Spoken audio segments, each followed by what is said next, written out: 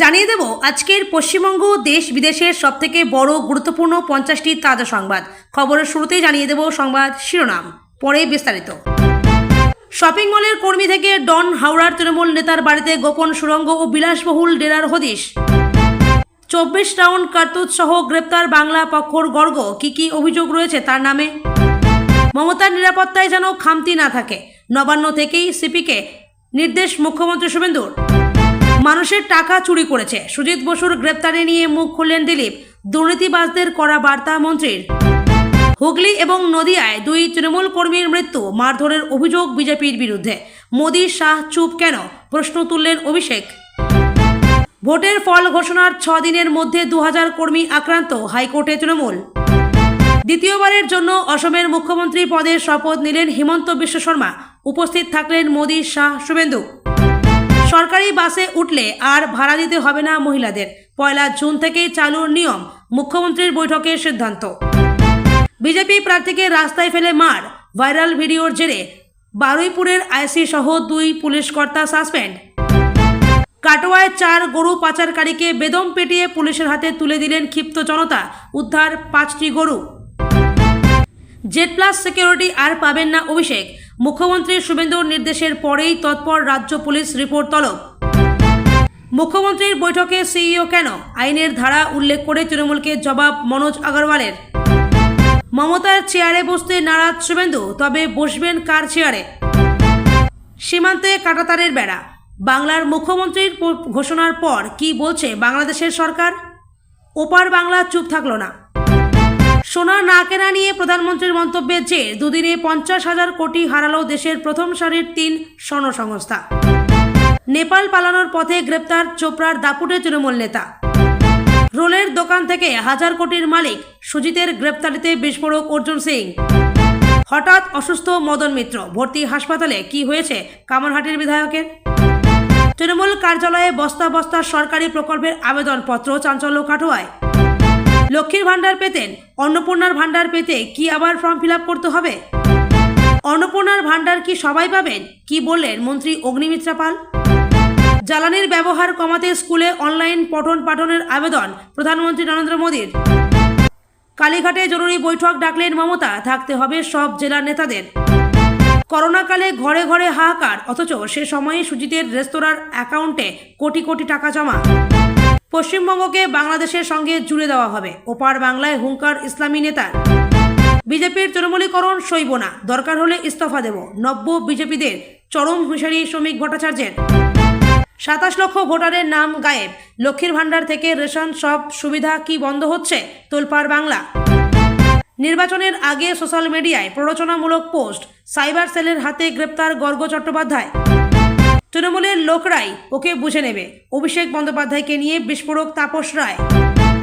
বাজার করতে বেরিয়ে ভয়ঙ্কর হুমকি, তারপরই রক্তস্রোত, আর্যিকর শেষ নিঃশ্বাস তৃণমূল কর্মীর। পশ্চিমবঙ্গ পুলিশ ফাঁসিয়েছে আমার ছেলেকে, অভিযোগ শুভেন্দুর আত্মসহায়ক খুনের মামলায় ধৃত রাজের মায়ের। খোলা হবে মেসি কাণ্ডের ফাইল, দায়িত্ব নিয়েই বড় ঘোষণা মন্ত্রী নিশীথ প্রামাণিকের। খেলার জগতে একাধিক বড় পরিকল্পনার ইঙ্গিত। বাতিল সর্বভারতীয় নিট ইউজি, প্রশ্নপত্র ফাঁসের তদন্তে সিবিআই। ধন্দে 22 লক্ষ পরীক্ষার্থী, নতুন পরীক্ষার দিন ঘোষণা শীঘ্রই। নিটের প্রশ্ন ফাঁসে পুলিশের জালে রাজস্থানের 15 জন, মূল চক্রী ধৃত জয়পুর থেকে। শুক্রবার কালীঘাটে জেলার নেতাদের নিয়ে বৈঠকে মমতা, বিধানসভা ভোটে বিপর্যয়ের পর ঘুরে দাঁড়ানোর ডাক দেবেন। কবে থেকে শুরু হচ্ছে হুমায়ুনের বাবরি মসজিদের কাজ, সাফ বার্তা নবনির্বাচিত বিধায়কের। ক্ষমতায় এসেই কড়া নিয়ম মুসলিমদের জন্য, নামাজ নিয়ে বিরাট ঘোষণা শুভেন্দু অধিকারীর। বিজেপির বাংলায় তৃণমূল করা কি হিংসা ডেকে আনা? দলীয় কর্মীদের মৃত্যুতে ফুঁসে উঠলেন অভিষেক। 100 দিনের কাজের প্রাপকদের তালিকা খতিয়ে দেখার নির্দেশ মুখ্যমন্ত্রী শুভেন্দু অধিকারীর। সরকার বদলের পর অভয়া কাণ্ডের নয়া মোড়, মামলা ছড়ালো বিচারপতি মন্থার ডিভিশন বেঞ্চ। বিধায়কদের শপথ গ্রহণ বুধবার সকাল থেকে, জয়ী প্রার্থীদের বিধানসভায় শপথ বাক্য পাঠ করাবেন প্রোটেম স্পিকার তাপস। 20 লক্ষেরও বেশি পড়ুয়া ক্ষতিগ্রস্ত, প্রশাসনিক ব্যর্থতা ও কেন্দ্রের উদাসীনতা নিয়ে তোপ দাগছে বিরোধীরা। ফের ভয়াবহ অগ্নিকাণ্ড তপসিয়ায়, আগুনে ঝলসে মৃত্যু হলো 2 জনের, গুরুতর আহত আরও 3। তামিলনাড়ুতে ধর্মীয় স্থান স্কুলের সামনে মদ বিক্রি নিষিদ্ধ, শপথ নিয়েই সরকার অনুমোদিত 717 দোকান বন্ধের নির্দেশ বিজয়ের। কৃষকদের সমস্যা মেটাতে জেলায় গিয়ে বৈঠক করব, পঞ্চায়েত মন্ত্রী হয়ে বার্তা দিলীপের। দায়িত্ব নিয়েই রেশন নিয়ে বড় বার্তা দিলেন খাদ্যমন্ত্রী অশোক কীর্তনিয়া। হেমন্তদা আমার বড় ভাই, ওর অভিজ্ঞতাই হবে বাংলার দিশারি, অনুপ্রবেশ ইস্যুতে হুঙ্কার শুভেন্দুর। মেয়েরা বাড়ির কাজ করুক, পড়াশোনা করার প্রয়োজন কি, বিহারের শিক্ষামন্ত্রীর মন্তব্যে বিতর্ক। মন্দির ও স্কুল চত্বরে থাকা 717টি মদের দোকান তালা, মুখ্যমন্ত্রী হয়েই বড় পদক্ষেপ বিজয়ের। কাটোয়ায় আগ্নেয়াস্ত্র ও কার্তুজ সহ গ্রেপ্তার 3 দুষ্কৃতী, ধৃতদের মধ্যে রয়েছে 3 তৃণমূল নেতার ভাইপো।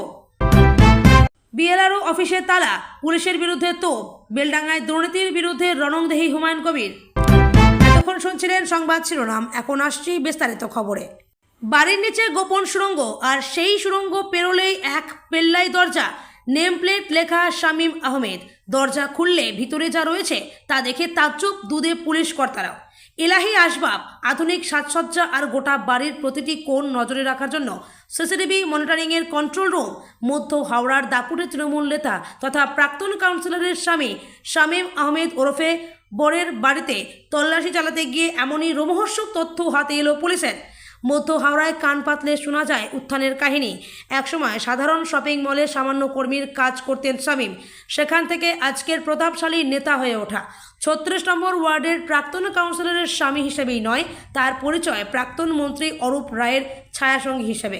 এলাকার সংখ্যালঘু অধ্যুষিত অঞ্চলে অনেকের কাছেই তিনি পরিচিত ডন নামে।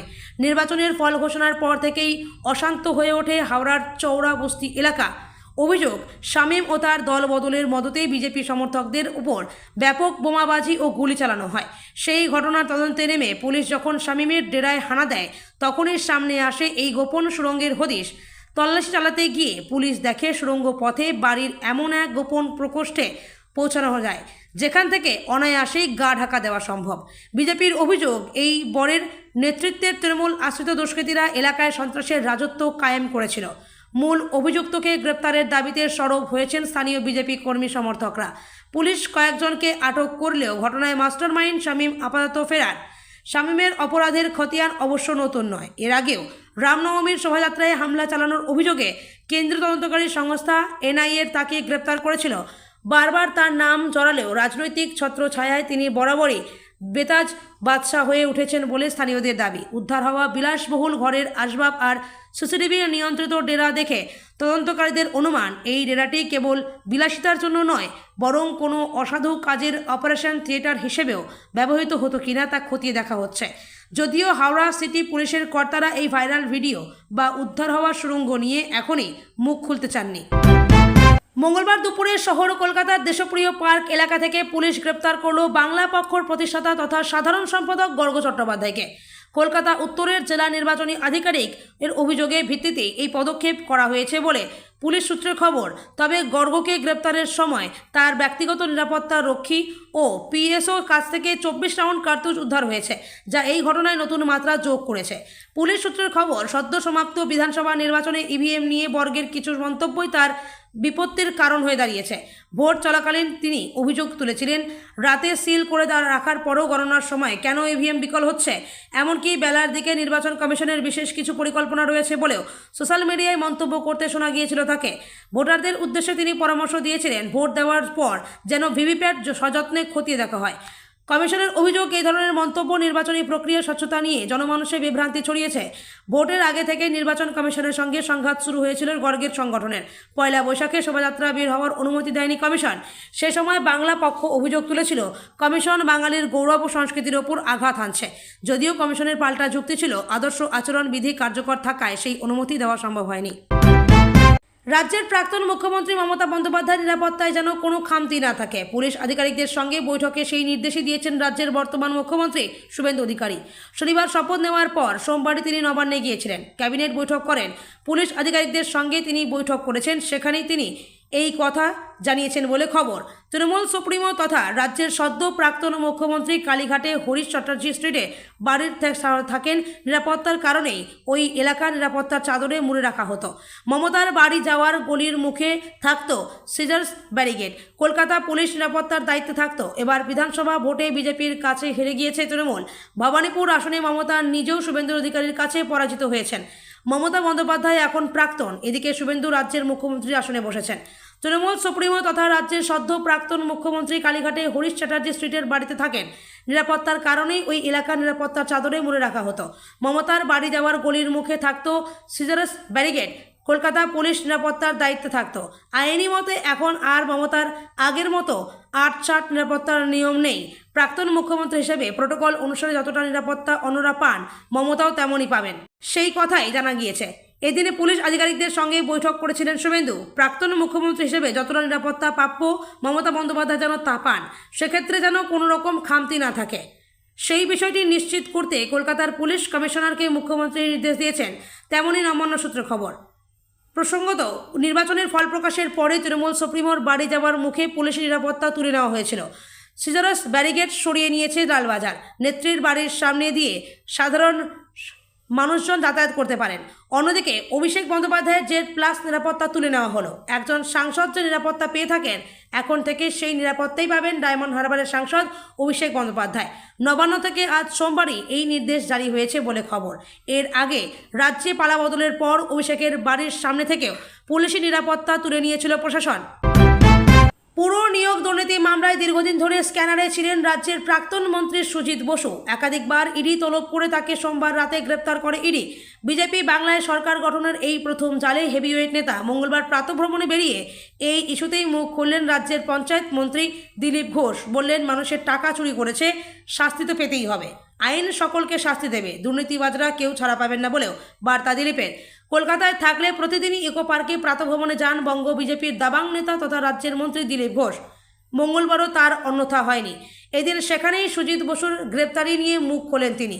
বলেন, সরকারের কাজে কোনো ব্যক্তি গুরুত্বপূর্ণ নয়। 15 বছর ধরে দুর্নীতি হয়েছে, তদন্ত শুরু হয়েছে। মানুষের টাকা যারা চুরি করেছে তাদের শাস্তি পেতে হবে।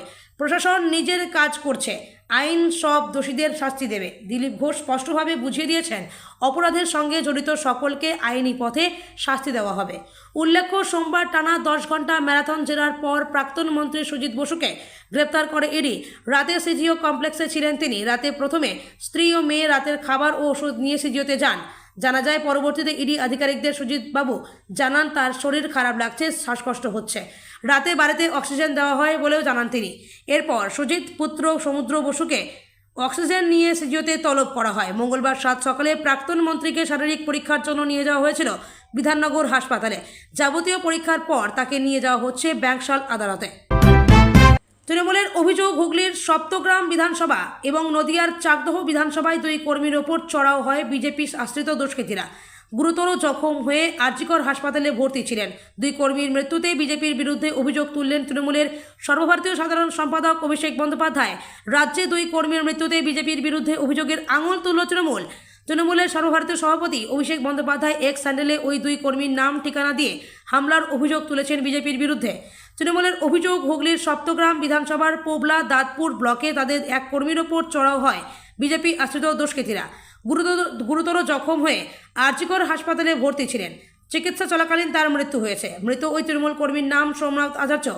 অন্যদিকে নদিয়ার চাকদহ বিধানসভার চাকদহ ব্লকে তপন শেখদার নামে 1 তৃণমূল কর্মীকে মারধর করা হয়েছে বলে অভিযোগ।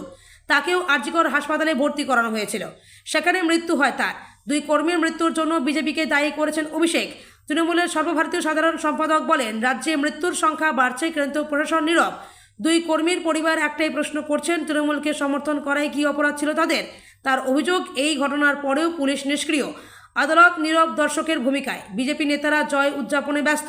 প্রধানমন্ত্রী তার পরবর্তী বিদেশ সফরের পরিকল্পনা করছেন, আর কেন্দ্রীয় স্বরাষ্ট্রমন্ত্রীও এই ঘটনায় চুপ। আশ্চর্যজনকভাবে সকলে নীরব, আর বিজেপির হিংসার রাজনীতির শিকার হচ্ছেন সাধারণ মানুষ। এমনও অভিযোগ তুলে বিজেপিকে আক্রমণ করছেন অভিষেক। বিজেপির রাজ্যসভার সাংসদ রাহুল সিংহ বলেন, তৃণমূলের গোষ্ঠীদ্বন্দ্বের বলি কয়েকজন হয়েছে বলে আমরা খবর পেয়েছি। বিজেপির কোনো কর্মী কারো উপরে প্রতিহিংসা চরিতার্থ করেননি। তৃণমূলের লোকের হাতেই তৃণমূলের লোক খুন হচ্ছে। তবু অভিযোগ যখন কেউ তুলেছেন আমরা খোঁজ নেব। তবে আবার বলছি, আমাদের কর্মীদের আমরা প্রতিহিংসা চরিতার্থ করতে দিইনি, তাদের আমরা আটকে রেখেছি। উল্টে আমাদেরই 4 জন কর্মী খুন হয়ে গিয়েছে। রাজ্যে পালাবদলের পর থেকেই বিভিন্ন জায়গায় ভোট পরবর্তী হিংসার অভিযোগ সামনে এসছে। শিরোনামে উঠে এসছে বিজেপি কর্মীদের মৃত্যু। তবে তৃণমূলের অভিযোগ, বেছে বেছে তাদের নেতা কর্মীদের টার্গেট করা হচ্ছে, এমনকি বিভিন্ন তৃণমূল পার্টি অফিসগুলিকেও টার্গেট করা হচ্ছে বলে দাবি। এই অভিযোগে আরও একটি নতুন মামলা দায়ের হয়েছে কলকাতা হাইকোর্টে। আজ মঙ্গলবার প্রধান বিচারপতি সুজয় পাল এবং বিচারপতি পার্থসারথী সেনের ডিভিশন বেঞ্চে দৃষ্টি আকর্ষণ করেন আইনজীবী শ্রীসন্ন বন্দ্যোপাধ্যায়। এই বিষয়ে দ্রুত শুনানির আবেদন জানানো হয়। মামলার গুরুত্ব বুঝে কলকাতা হাইকোর্ট দ্রুত শুনানির আবেদন মঞ্জুর করেছে বলে জানা গেছে। আজ মঙ্গলবার প্রধান বিচারপতি সুজয় পাল এবং বিচারপতি পার্থসারথী সেনের ডিভিশন বেঞ্চে দৃষ্টি আকর্ষণ করেন তৃণমূলপন্থী আইনজীবী শ্রীসন্ন বন্দ্যোপাধ্যায়। এই বিষয়ে দ্রুত শুনানির আবেদন জানানো হয়। মামলার গুরুত্ব বুঝে কলকাতা হাইকোর্ট দ্রুত শুনানির আবেদন মঞ্জুর করেছে বলে জানা যাচ্ছে। আদালতে আবেদনকারী আইনজীবীর দাবি, গত 4ই মে বঙ্গ বিধানসভার ফল ঘোষণা হয়েছে। এরপর থেকেই রাজ্যের বিভিন্ন জায়গায় তৃণমূল কর্মীদের ওপর হামলা চালানো হয়েছে। আবেদনে আইনজীবী বেশ কিছু তথ্য তুলে ধরেছেন, যেখানে দাবি করা হয়েছে ভোটের ফলাফল ঘোষণা হওয়ার পর থেকে প্রায় 2000 তৃণমূল কর্মী হেনস্থার শিকার হয়েছেন। অন্তত 365টি তৃণমূলের পার্টি অফিসে হামলা হয়েছে। শুধু তাই নয়, প্রাণের ভয়ে বহু কর্মী সমর্থক গৃহহীন হয়েছেন বলেও হাইকোর্টে দাবি আইনজীবী শ্রীসন্ন বন্দ্যোপাধ্যায়ের। এই বিষয়ে দ্রুত আদালত যাতে হস্তক্ষেপ করে সেই আবেদন জানানো হয়েছে। প্রয়োজনে একের পর এক ঘটনা নিরপেক্ষ কোনো তদন্তকারী সংস্থাকে দিয়ে তদন্তের আর্জি জানানো হয়েছে। আদালত সূত্রে খবর, ইতিমধ্যে এই সংক্রান্ত মামলা ফাইল হয়েছে। সবকিছু ঠিক থাকলে আগামী বৃহস্পতিবার প্রধান বিচারপতি সুজয় পাল এবং বিচারপতি পার্থসারথী সেনের ডিভিশন বেঞ্চে মামলার শুনানি হতে পারে। দ্বিতীয়বারের জন্য অসমের মুখ্যমন্ত্রী পদে বসলেন হিমন্ত বিশ্ব শর্মা। মঙ্গলবার মোদী শাহের উপস্থিতিতে শপথ বাক্য পাঠ করলেন তিনি। এই নিয়ে তৃতীয়বারের জন্য অসমে বিজেপির সরকার গঠন হলো। আজকের এই বিশেষ অনুষ্ঠানে উপস্থিত ছিলেন পশ্চিমবঙ্গের মুখ্যমন্ত্রী শুভেন্দু অধিকারীও। এছাড়াও ছিলেন বিজেপির অন্যান্য শীর্ষ নেতৃত্ব। আজ হেমন্তের পর মন্ত্রী হিসেবে শপথ নিলেন বিজেপি বিধায়ক রামেশ্বর তেলি, চরণ বোরো এবং অজন্তা নিয়োগ। এছাড়াও শপথ নেন বিজেপির জোটসঙ্গী দল অসম গণ পরিষদ বা এজিপির প্রধান অতুল বরা। তিনিও মন্ত্রী হিসেবে শপথ নিয়েছেন এদিন। অসমে এবারের বিধানসভা ভোটে 126টি আসনের মধ্যে বিজেপি একাই পেয়েছে 82টি আসন। পাশাপাশি এনডিএর শরিক দল বিওপিএফ ও এজিপি যথাক্রমে পেয়েছে 10টি করে আসন, অর্থাৎ এনডিএর প্রাপ্ত আসন 102। এই অবস্থায় অসমে বিপুল জনসমর্থন পেয়ে তৃতীয়বারের জন্য সরকার গড়লেন হিমন্ত বিশ্ব শর্মা। আজ অসমে হেমন্তের শপথ অনুষ্ঠানে তাকে বড় ভাই বলে মন্তব্য করেন শুভেন্দু অধিকারী।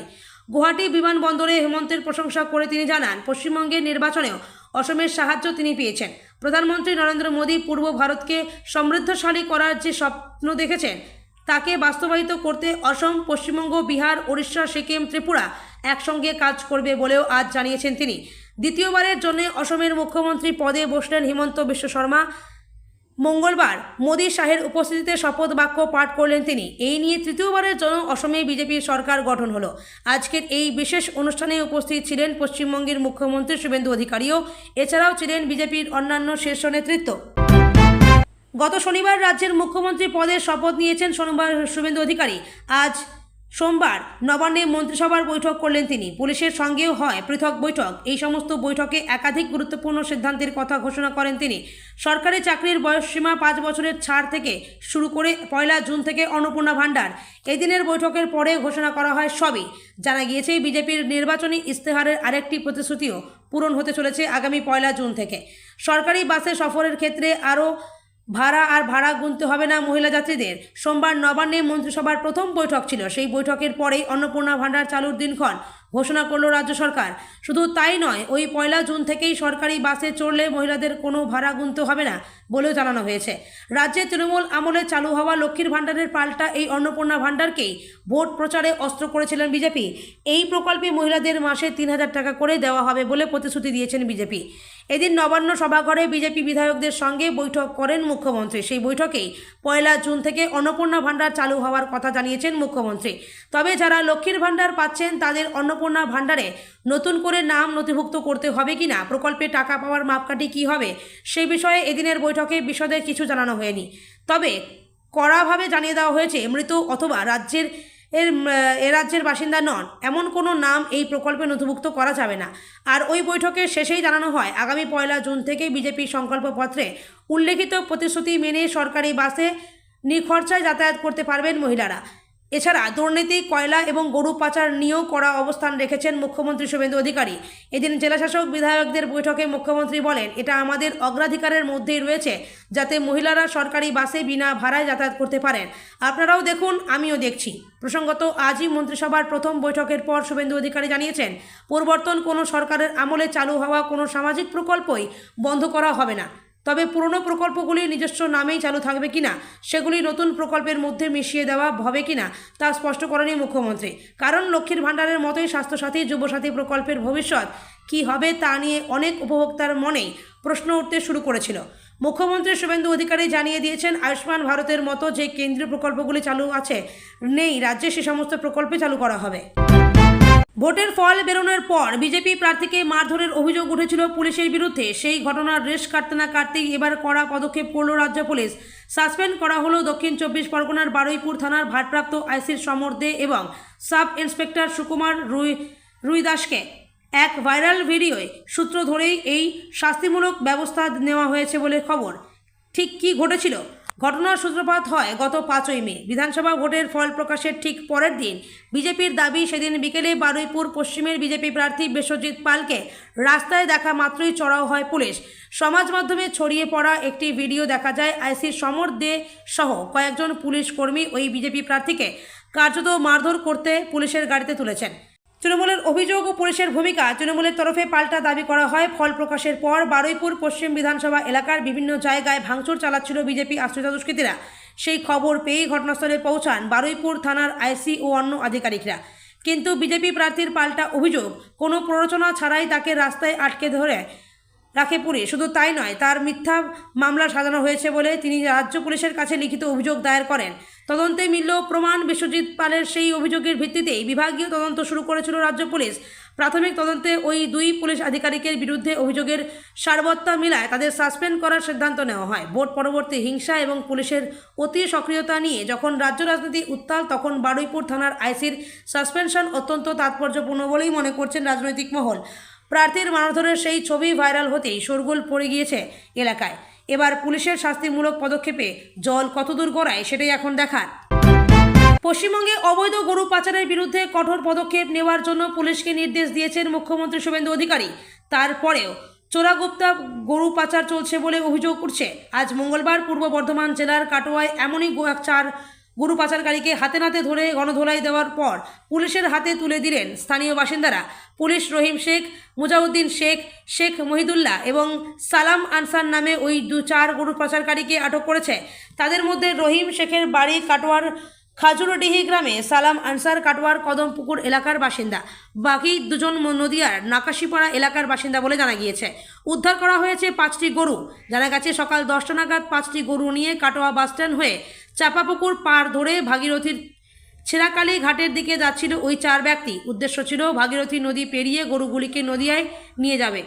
কিন্তু কাটোয়া শহরের মাধাইতলার কাছে ওই 5টি গরু সহ 4 জনকে আটক করেন স্থানীয়রা। তাদের কাছে বৈধ কাগজপত্র দেখতে চাওয়া হয়, কিন্তু তারা দেখাতে পারেনি। এরপর ক্ষিপ্ত জনতা গরুগুলি উদ্ধারের পাশাপাশি 4 পাচারকারীকে গণধোলাই দেয়। শেষে তাদের একটি ঘরে আটকে রাখে কাটোয়া থানার খবর দেওয়া হয়। পরে পুলিশ তাদের আটক করে থানায় নিয়ে যায়। উদ্ধার হওয়া গরুগুলিকে একটি আশ্রমের গোয়ালে অস্থায়ীভাবে রাখার ব্যবস্থা করা হয়েছে বলে জানা গেছে। আটক ব্যক্তিদের মধ্যে রহিম শেখ বলেন, আমাকে গরুগুলি নদীর ঘাট পর্যন্ত পৌঁছে দেওয়ার দায়িত্ব দেওয়া হয়েছিল, বিনিময়ে 1500 টাকা পেয়েছিলাম। গরুগুলি কোথায় নিয়ে যাওয়া হতো এর বেশি বলতে পারবো না। অন্যদিকে বজরং দলের কাটোয়া নগর কমিটির সংযোজক বান্টি সরকার বলেন, রাজ্যে পাচার বন্ধ করার নির্দেশ দিয়েছেন মাননীয় মুখ্যমন্ত্রী শুভেন্দু অধিকারী। তারপরেও আজ ওই 4 জন গরু পাচারের চেষ্টা করেছিল। স্থানীয় বাসিন্দারা তাদের কাছে ওই গরুগুলির বৈধ কাগজপত্র দেখতে চান, কিন্তু তারা দেখাতে পারেননি। তাই আটক করে তাদের পুলিশের হাতে তুলে দেওয়া হয়। এই ঘটনায় এসআইআর দায়ের করবেন বলেও জানিয়েছেন তিনি।